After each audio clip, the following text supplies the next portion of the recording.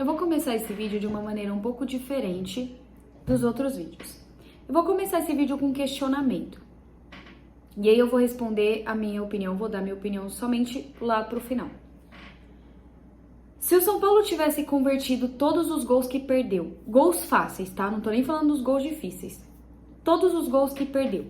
Em que posição vocês acham que o São Paulo estaria no campeonato? Fica aí meu questionamento. Deixa aqui embaixo aí em que posição vocês acham que o São Paulo estaria. E vamos por o que mais importa, né? Que é fazer o pós-jogo de São Paulo e Botafogo, partida disputada no estádio do Morumbi, partida essa que terminou empatada em 2-2. Galera, eu sempre falo aqui que o São Paulo joga dois tempos distintos e isso é real. Hoje aconteceu dessa forma. Normalmente o São Paulo sempre joga o primeiro tempo muito bom e o segundo tempo muito ruim, né? Tem essa, parece que é isso, é sempre esse roteiro que se segue. Hoje foi diferente. Hoje a gente não tinha o Zubeldia, né? Ele tava suspenso, acabou, né, tomando cartão amarelo contra o Juventude e aí tá cumprindo suspensão. E aí o auxiliar dele foi quem estava à beira do campo, o Maxi. Não teve diferença no time. Caleri foi mantido no banco de reservas, né? Provavelmente foi preservado, enfim, não sei qual foi a escolha do Zubeldia nesse caso. E ele optou pelo André Silva. No mais, era o mesmo time que enfrentou o Juventude. Novamente com o Luciano no meio de campo, que eu já falei que eu acho que é um erro, mas eu não vou gastar meu latim com isso. O primeiro tempo do São Paulo foi muito ruim. Muito ruim. Os minutos iniciais eu até achei que o São Paulo estava bem. Até conseguiu chegar no gol, né? Num pênalti lá sofrido pelo Ferreirinha. E aí vai ter toda aquela discussão de se é, se não é, enfim. Se foi, se não foi pênalti, se é lance interpretativo, se não é, enfim. Eu ainda não consegui imagens boas o suficiente para me decidir se eu achei que foi pênalti ou não. Mas a primeira impressão que eu tive foi de pênalti, sim. E aí o São Paulo conseguiu sair à frente do placar, né? Com o Lucas de pênalti. Só que minutos depois, né, que o São Paulo conseguiu abrir o placar, o Botafogo chegou ao empate também com um gol de pênalti, um pênalti muito bem marcado, onde o jogador de São Paulo tá com o braço aberto dentro da área. Pra mim, um pênalti muito bem marcado, gol do Botafogo, jogo empatado. Ali eu já acho que deu uma quebrada no São Paulo esse gol de empate assim tão rápido. E logo, alguns bons minutos, né, depois, o Botafogo chega à virada com um erro, uma falha assim defensiva do São Paulo que chega desde da lateral, né, que o jogador desmarcou o Lucas, tirou a bola, saiu numa arrancada, conseguiu entrar dentro da área sem ninguém interceptar ele e fez o gol. Não achei falha do Rafael, tá? Muito pelo contrário. Mas assim, pra mim a falha crucial foi de lateral e de zaga. Hoje, os dois laterais do São Paulo fizeram uma partida ruim. O Wellington ainda mais do que o Igor Vinícius. O Igor Vinícius ele ainda tentou, porque o Igor Vinícius ele é ruim, só que ele é esforçado. O Wellington hoje, ele não acertou um cruzamento. Ele errou absolutamente tudo que ele tentou e ainda tomou um vareio de bola do Luiz Henrique. Porque o Luiz Henrique estava, no primeiro tempo especificamente, ele estava fazendo o que ele queria com a zaga e com o sistema defensivo do São Paulo. Ele estava fazendo o que ele queria. Ele sozinho, ele conseguia faltas em sequência, porque os jogadores do São Paulo não conseguiam marcar ele. Então ele estava fazendo um estrago. No primeiro tempo, ele deitou no time do São Paulo, o Luiz Henrique. Ele deitou no time do São Paulo. E eu até acho que o São Paulo poderia ter perdido demais. O São Paulo deu sorte do Botafogo sair ganhando só de 2-1, porque o Botafogo foi mais time do que o São Paulo no primeiro tempo. Mas foi muito mais time. Dava pra ter feito mais, porque o São Paulo, depois que tomou o gol, ficou perdido em campo. Era um bando de barata tonta, um meio lento, que não criava jogadas, que não tinha velocidade, não tinha mobilidade, que já era um problema que eu já tinha falado no jogo contra o Juventude. Que o São Paulo estava sofrendo justamente por essa falta de mobilidade, porque é um meio muito lento, é um meio de campo muito lento que não cria. Então o São Paulo sofreu no primeiro tempo contra o Juventude, no jogo contra o Juventude, e sofreu hoje de novo contra o Botafogo no primeiro tempo. E aí saiu perdendo por 2-1. Eu pensei, a impressão que eu tinha é que era adulto versus criança, aonde o Botafogo era o adulto e o São Paulo era a criança.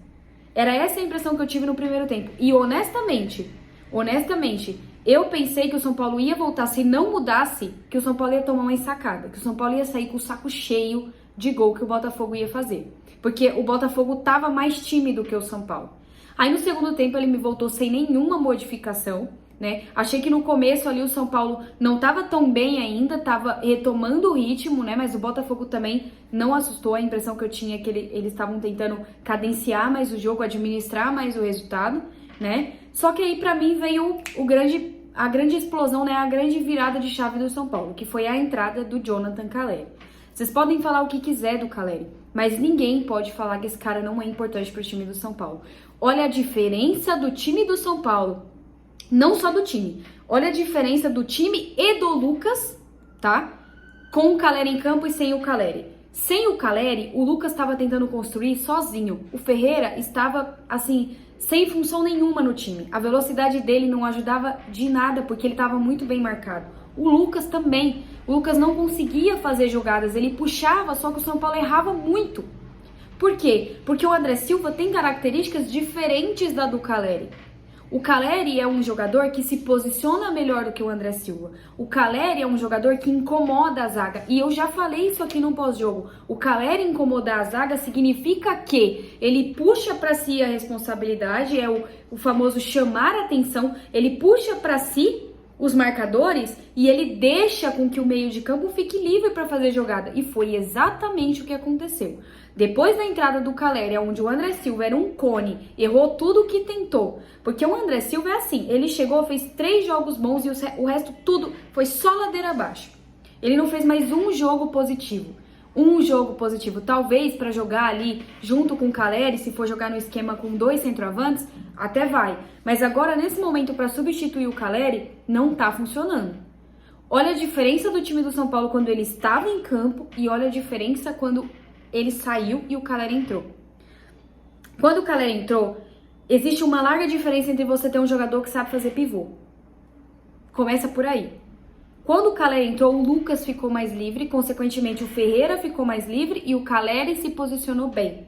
O Calleri, em 4 minutos que estava em campo, fez o que o André Silva levou 45 minutos mais acréscimos para nem conseguir fazer.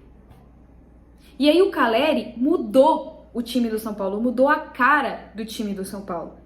Mudou completamente. O São Paulo foi outro time depois que ele entrou e eu me arrisco a dizer que o São Paulo merecia a vitória. Porque o São Paulo teve 2 chances de virar, de ficar à frente do placar e não converteu nenhuma. O Ferreira perdeu um gol embaixo da trave, onde o goleiro já estava vendido. E o Luciano perdeu um gol também que não era tão fácil, mas é gol perdido. Não é mais do que o Ferreira, mas é gol perdido. E assim, existem gols em que eu relevo. Eu falo, não, tudo bem, acontece. Mas esse tipo de gol que o Ferreira perdeu, não se perde. O Luciano também, mas o Ferreira muito mais. Porque era um momento que o São Paulo estava sufocando o Botafogo. O Morumbi tava assim, parecia que a torcida ia derrubar o estádio. Tava uma pressão absurda, o Botafogo tava com as pregas soltas. Era só o São Paulo fazer o que tinha que fazer. Esse jogo poderia ter terminado 4-2. E não terminou, por quê? Erros individuais. Ah, mas você vai criticar o Ferreira? Foi ele que fez o gol de empate. Não vou criticar o Ferreira. Mas isso é o tipo de gol que você não perde. Imagina se é num mata-mata. Um jogo tenso desse contra um time bom, porque o time do Botafogo não é ruim, não é à toa que é líder do campeonato. Um time bom, você tem a chance de ficar à frente do placar e você vai deixar levar a partida para os pênaltis? Então, assim, são vários pontos que o São Paulo perde por erros individuais. E esses pontos custam caro, porque eu vou voltar lá de novo, agora que eu vou linkar, que eu vou fechar o vídeo, vou voltar lá de novo para a pergunta que eu fiz. Se o São Paulo tivesse convertido todas as chances fáceis e chances claras de gol que teve, o São Paulo estaria como líder do campeonato isoladíssimo. Isoladíssimo. O São Paulo perdeu gol feito contra o Corinthians, o São Paulo perdeu gol feito contra o Juventude, o São Paulo perdeu gol feito contra vários times aí que enfrentou. Hoje, gente, não pode. Esse tipo de gol você tem que converter, porque isso cobra caro. Eu já hoje nem sei se o São Paulo tá disputando mais o Campeonato Brasileiro. Acho que não tá. Agora a briga é pra ir pra Libertadores pelo G4. É só isso. Porque disputar o título diretamente, o Botafogo tem 40 pontos. O São Paulo tá muito atrás. Vai muito atrás. O São Paulo vai ter que correr muito atrás pra conseguir brigar de novo lá em cima. Existem algumas coisas que precisam ser ajustadas, devem ser ajustadas. Acho um erro insistir nos mesmos jogadores para entrar o tempo todo. Ou é o Wellington Rato, ou é o Michel Araújo. E nunca tem uma variação, você nunca coloca o Eric. Hoje colocou o Eric nos minutos finais. Você nunca coloca o William Gomes, sabe? O jogo pedia, o Botafogo tava rendido. Por que você não coloca uma pessoa de velocidade para jogar? Por que você não muda? São sempre as mesmas substituições, os mesmos jogadores, parece que só tem esses jogadores no elenco. Então, Zubeldia precisa abrir o olho, porque, claro, hoje era um jogo difícil, não vou reclamar do empate, gente. Claro que a gente estava jogando em casa, mas não vou reclamar. Era um jogo difícil, mas dava para ter ganho. E essa é a pior sensação do mundo, a sensação de que dava para ter ganho. Contra o Juventude foi assim, e contra o Botafogo foi assim. 6 pontos perdidos. 6 pontos perdidos nessa brincadeira. Aí complica, né?